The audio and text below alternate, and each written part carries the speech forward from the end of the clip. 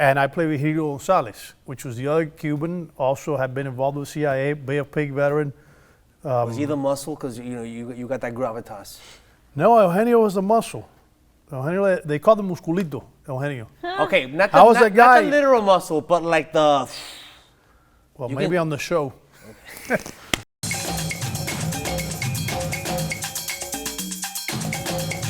Welcome back to the Zoo. We're excited to have this guy back on the show. You can see him on Gaslit on Starz. Give it up for Oscar Torres. Welcome back to the Oscar couch. Torre. Listen, his real name is Torres, but there's a story. He got to Hollywood, and there was already an Oscar Torres, so he just took the S off, and now he's Oscar Torre. Okay. Well, that Oscar Torres wrote 7th and Union, the movie I was in. That's right. That's what. So we took photos together on the red carpet.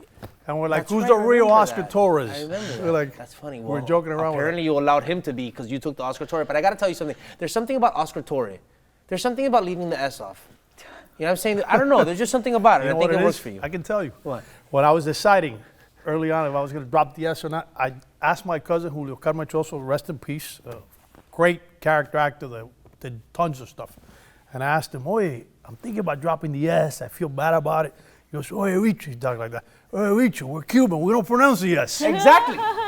It makes complete sense for Cubans to just drop S's off the end. So tell us about Gaslit. What's the show about? Gaslit. It's about Watergate. It's about the Watergate scandal. And it's an amazing cast. When I got on the show, I was looking at the cast and I'm like, what? Sean Penn, Julia Roberts, Dan Stevens, Betty Gilbert. But incredible cast. And it's about the Watergate scandal. Right. It's. Are you playing one of the Cubans that broke into the office?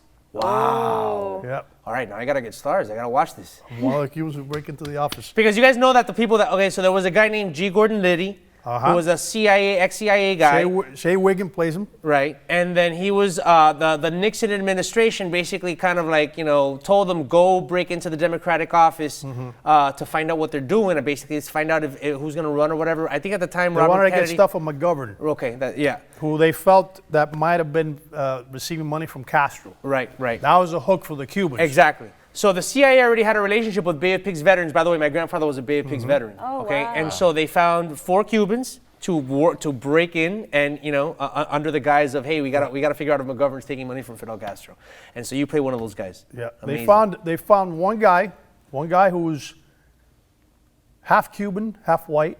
They found another guy who was Italian, an Italian American, but had fought in Bay of Pigs, had lived in Cuba his whole entire life. And then they found 2 Cubans, which was Eugenio Martinez, which is very well known in the Cuban community, and he had worked for the CIA, and that's played by Jordi Caballero. Oh, wow. And fantastic dancer. Yeah. And I played Virgilio Gonzalez, which was the other Cuban, also had been involved with CIA, Bay of Pig veteran. Was he the muscle? Because you got that gravitas. No, Eugenio was the muscle. Eugenio, they called him Musculito, Eugenio. Okay, not How was that guy? Not the literal muscle, but like the. Well, maybe on the show. Maybe the way I played him, I don't know. Dude, but you played a lot of like crooks and gangsters and like mafioso types. But always with a heart. Always with a heart and a little bit of class. A little bit of class. Not too much. Not too much. You can't. Okay, But I'm really interested. I mean, have you guys, I have heard of the show, to be honest with you, and we were shooting a lot of interviews. I probably should have looked a little bit more into it, but I know you were going to explain it to me anyway. So, and it does ring a bell. Amazing cast. Definitely want to check it out. Why do you think it's relevant to have a show like on Watergate like right now? It's the 50th year anniversary to begin with. Oh, wow. I mean, you want to talk about scandals. Like Richard Nixon had to step down before he got impeached. He stepped down, yeah. Wow. He stepped down. And it's, you hear it, and it's like, it's comedic. Eugenio Martinez wrote a piece, the guy who played Musculito, wrote a piece, very well spoken, by the way, this gentleman, who passed away recently at 90-something. They all lived to 90 years old or something, all these people. So if you were involved in Watergate, somehow you were going to live a long life. I don't know why. But well, listen, you're involved in it too somehow. I hope that, I hope that translates. Right. So Eugenio wrote a piece for, I forgot what magazine, after he was arrested, and he goes, if they ever tell this story, it has to be a comedy. I like that. And as the Cubans who have been involved in CIA and have broken into a lot of stuff, They were looking at the whole preparation of the thing, and they're like, do we bail out? This doesn't look right. The whole, it's like this plan is going to fail. It was a brilliant disaster. That's what they were looking at. Well, no, they were big as pigs veterans. They were already used to brilliant They're disasters. breaking into Cuba. Yeah. Jesus. But Eugenio Martinez holds the record for having broken into Cuba more than any person alive. He had done missions to Cuba, over 100 missions or something crazy. Wow. ¿Cómo así? For Cuba or broke No, into for the Cuba? U.S., he would go into Cuba and take people out that the U.S. government felt that it was important. They held some information. So it's like secret missions that if they captured him, they would kill him. Wow. And that guy had succeeded like more than 100 consistently. times. So he wasn't an idiot. Right. How the people later on thought that, hey, these Cubans, Yeah. the crazy Cubans. That's what they told. They said about them. The crazy Cubans. These crazy Cubans were. But how did they? Because they got arrested there, right? There was an arrest at the break-in They got arrested in the building. in the building, and it was at the Waldorf Astoria or what? Something like that. Yeah. The Yeah. Watergate building. That's where they had the office. Yeah. How much? All the President's Men. Yeah. Of course. How much? Okay, so this show is kind of like was more humorous, obviously, than the seriousness of All the President's Men. Yeah, But it's very serious. It's still. serious, but it's showing kind of like how Crazy the whole thing was. Ludicrous. Interesting. Yeah. And why the name Gaslit? What's the significance of the title? Well, it's based on a famous podcast that's called like that. Oh, okay. Gaslit. Ah, okay. Yeah, Yeah. they're doing a lot of the true history yeah. Podcasts. What do you think, Nikki, since you're a big history buff? I have to be honest with you. I know about the Watergate scandal, but I really don't know it that well. So, I mean, is there any bending of the truth, like dramatization of the truth for the story, or is it pretty by the book? I mean, it seems pretty accurate. I wouldn't put my neck out and say it's 100% accurate. Like, I want to go on the With- record. With all these stories, there's conversations, nobody knows what really was said. Right. Right. So you kind of have to guess, okay, this is what happened, and this is where they came from. I wonder what they said in between, and you take it from there. But it's a drama. You gotta, there's got to be some conflict and to be able to have a story.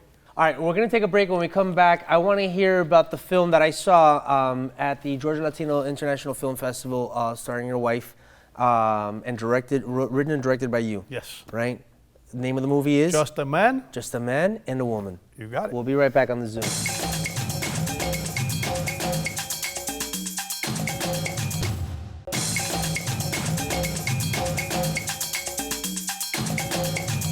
We are back with our homeboy Oscar Torre. Now, how do you guys? Because we've had a bunch of Cuban guests there. We had Rick Sanchez. You remember Rick Oh, Sanchez from Channel yes. 7? Sanchez, yeah. We had him Yeah, here this totally. morning. How do you feel about the Cuban accent, especially you? This Mexican American child. That's used to I like love a the different Cuban accent. Well, yeah, she's actually Cuban. So, but And you can keep up. You can keep up. I'm not talking too fast for you. No, I can keep up. Yeah, Oh, I feel okay, like. all right. Can you do like a Cuban accent imitation? English or Spanish? No, Try I don't it. think so. Speak Spanish like a Cuban. Say something. Do you cringe when they do Que it? vola? What? When they imitate your accent? Bro, to be honest with you, growing up in Miami, because now I'm Cuban, and you know that I've been, because you've taken a look at a project that I'm working on that's about the Cuban Revolution, the Bay of Pigs and all that stuff. I'm really getting in touch with my roots, but growing up in Miami, I kind of rebelled against it. I was kind of like the Americanito in my family. You know what I'm saying? So like, I tried not to have it, but now I have obviously a Miami accent that's related to Cuban accent. But can you do like a, que vola hacer? Let me see. Okay. I remember I was walking on the streets of Havana one day, and one guy came up. He was old too. I was like, "What is this man doing?" And he tried to tell me some cute things. He's like, "Oye, mami, si tú y yo tuviéramos un hijo, sería el más bello de todo el mundo." And I was like, "What?" Which is basically like, "Hey, mommy, if you and I had a child, it'd be the most beautiful child on earth," or something like that. Cuban guys are fresh, and they stay like that till the day they die. I saw him from the corner of my eye, and I'm like, "What you about to say?" And I could already see it, like, I thought he was gonna say si cocina como camina or something like that. No, they were being nice. They were being nice. He was classy. Yes, but not too classy. That's the trick. So you made a movie starring your wife I did. and Roberto Sanchez. Roberto Sanchez, Robert- yeah. who and I saw this at the Georgia Latino International Film Festival. A lot of gravitas, the movie. You really do have like an eye as a director. Can you tell us a little bit about the movie? Yeah, it was. That's the second movie I direct. That was a short. I did it the other way around. I started with a feature that she wrote called Pretty Rosebud. That's out, got distribution, you can rent it. And your wife, just so we know, everybody knows, Chuti Two. Like sometimes I number say Tiu because there's a. That's the correct pronunciation, but Tiu. everybody will get it wrong. Yeah. And they always misspell her name and say Dewey, and it's crazy. So she has to say it's Chuti, like Judy with a chu. So it's Chuti Two. Shooty too. So it's, without giving much away, it's about a man and a woman that meet at a hotel room once a week, and they have this secretive relationship. And it seems like it's an affair, and it is a type of an affair. But it's the intimacy, how they create this intimacy, and there's something brewing in the background, the whole film, that the audience, you gotta get a sense that there's something else happening until the end, and then there's a twist at the end of the film. Well, it was a fan favorite at the festival. I mean, everybody was really into it. So. I'm You glad went it's to go done. see it? Yeah, I saw it at Film Festival. In Atlanta, right? yeah. Atlanta, yeah, Atlanta. the Georgia Okay. Latino. So, I mean, look, man, you become like the go-to crazy Cuban for I'm just kidding, the go-to Cuban for a lot of these crazy. shows But and movies. classy. But not too classy. Yes, yeah, too classy. He also has a great role in Seventh and Union, which is gonna be now airing on Amazon. Amazon original film. As an Amazon original film, Yep. and I saw that, and that was a great movie La too. Leaf, you saw it at the Latino Festival That's here right. in LA. That's Yeah, right. yeah. But are you gonna be focusing a little bit more on directing as well? I mean, obviously you're I a am. character I'm actor, but I love directing. yeah. I see somebody like Clint Eastwood, and he's 90-something years old, and he can direct as long as he wants. As an actor, you're limited, you know, and he gives himself lead roles. Yeah. So I figured if I can give myself lead roles, I have That's work. right. Plus, I realized, I didn't realize this when I started acting, but I've always kind of thought like a director Yeah. in many ways. You're analytical. Yeah, I come on set and I'm looking at the background, and this and that, and how, you know, if you blend into, and I realized, okay, that's directing. It's not really acting. It's part of acting, but it's, so I'm in post for a film that I directed that my wife stars, called A Summer Day. When does that come out? We're in post right now. We started post-production not too long ago. Okay. So it's gonna be a little bit. Feature or short? It's a feature. Wow. It's a feature, yeah. Congrats. Thank you. Now, let me ask you this. Is it difficult directing your wife? Answer that question first and then add on the addendum. Is it difficult directing your wife when she's also having intimate scenes with another man who you're probably friends with? I am friends with Roberto. You're like, I make sure I'm his friend. We were friends. Keep We them were- close. No. I would say no. It's not difficult directing my wife. I know her well, and the roles are clear when we're on set. Of okay, I'm the director and you're the actress, regardless if she wrote the script or not. Like the first film that she wrote it, and she's a great actress. She's super prepared. I can't ask for anything more of an actor.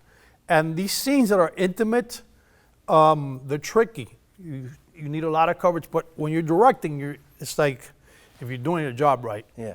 You're not thinking this is my wife, because the moment you start thinking this is my wife, then you start directing accordingly, Yeah. and then you cheat the film. If you're gonna do that, then cast somebody else or don't do that film. And you're thinking the shots. Okay, did I get the shot? Okay, do I need more coverage? Okay, let me look at it. All right, okay, guys, you're directing. All right, we gotta go. Oscar, you're always invited back here, man. Whether you're promoting something or not, Thank we you. love having you. And I wish you a lot of luck. I'm going to order Starz, and I'm definitely gonna watch the show because I'm a big fan of history. Also a fan of you. And Cubans are involved in so much history. It's like, wow, they were part of Watergate too, and now we're gonna get to see that. So see you when you come back promoting actually your feature film, the next one Summer that Day. you're in post. Awesome. Hey. All right, we'll be right back on the Zoo.